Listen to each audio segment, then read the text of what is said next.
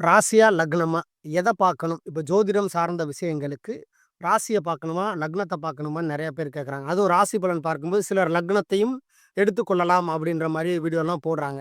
நெறைய பேத்துக்கு அதில சந்தேகம் இருக்கு. அதற்கான வீடியோ தான் இத பார்க்க போறோம். ஸோ ஃபர்ஸ்ட்டு லக்னம்னா என்ன? ராசினா என்னங்கிறத நான் தெளிவுபடுத்துறேன். லக்னம்ங்கிறது நம்ம உயிர். அது நிலையானது. அது ஆன்மா அப்படின்னு கூட சொல்லலாம். இந்த ராசி எத வச்சு குறிக்கிறாங்க அப்படின்னா, சந்திரன். லக்னம் சூரியன். அது ஆன்மா, சோல் அப்படின்னு சொல்லக்கூடிய அது நிலையானது. ராசின்னு வரும்போது சந்திரன வச்சு குறிக்கக்கூடியது. சந்திரன் நம்மளுடைய உடல், மனசு அப்படிங்கிற காரகம் இருக்கு.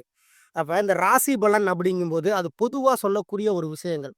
அதுல நீங்க நம்ம மனச அட்ராக்ட் பண்றதுக்காக தான், நம்மள ஈர்க்கிறதுக்காக தான் பொதுவான பலன்கள் சொல்றாங்க. ராசி பலன் சொல்றது எல்லாமே எல்லாருக்குமே நடந்துருமா அப்படின்னு கேட்டா கிடையாது. அத மனச அட்ராக்ட் பண்றாங்க. நமக்கு எப்படி இருக்கு அப்படின்னு தெரிஞ்சுக்கிறதுக்காக நம்ம ட்ரை பண்றோம் பார்த்தீங்களா? அதுதான் ராசி பலன். ஸோ ராசி பலன் சொல்ற விஷயங்கள்ல நீங்க ஒரு 70% அந்த ராசிக்கே எடுத்துக்கலாம். ரொம்ப எனக்கு சரியா இருக்குங்க அந்த நபர் சொல்றது அப்படின்னா, நீங்க லக்னத்த பொருத்தி பார்த்துக்கலாம். ஸோ மனச ஈர்க்கிறதுக்காக தான் ராசி பலன். ஸோ 70% நீங்க எடுத்துக்கலாம். அது 30% மக்கள் 30% எதுக்காக எடுத்துக்கணும்னா, அவர் சொல்றது எனக்கு மேட்ச் ஆகுற மாரி இருக்குங்க. அப்படின்னு நெனச்சா அவங்க லக்னத்துக்கு எடுத்துக்கலாம். 2வது ஜோதிடம் பார்க்கும்போது ராசியா, லக்னமா அப்படின்னு பார்த்தா, அங்க லக்னம் தான் எடுத்துக்குவாங்க எல்லாருமே. சரிங்களா?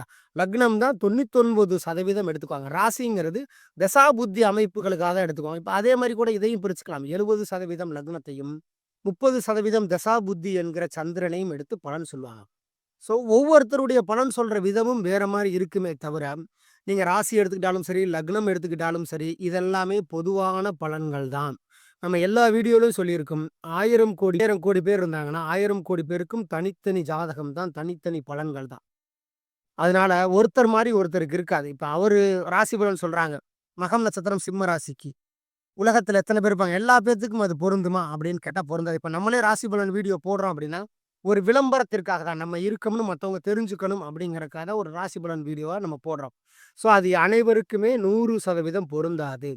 உங்களுடைய தனிப்பட்ட ஜாதகம் தான் பொருந்துமே தவிர, பொதுவான பலன்கள எடுத்துக்க கூடாது. ராசி, லக்னம், நட்சத்திரம் எல்லாமே நட்சத்திரம்ங்கிறது சந்திரனோட நட்சத்திரம். நம்மளுடைய ராசியோட நட்சத்திரம்.